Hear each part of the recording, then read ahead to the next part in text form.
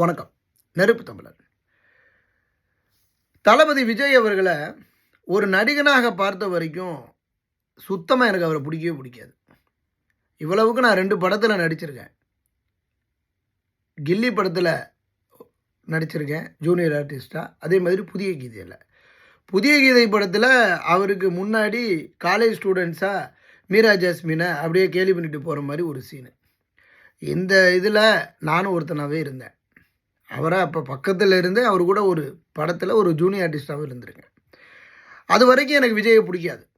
ஆனால் அரசியலுக்கு எப்போ வர்றேன் அப்படின்னு சொன்னாரோ அன்னையிலேருந்து தளபதி ஐ லவ் யூ. ஏன்னா அரசியலால் மட்டும்தான் ஒரு மாற்றத்தை ஏற்படுத்த முடியும்.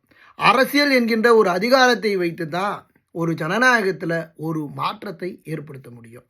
ஒரு மக்களுக்கானது அரசியல் தான். அதனால தான் தளபதி ஐ லவ் யூ.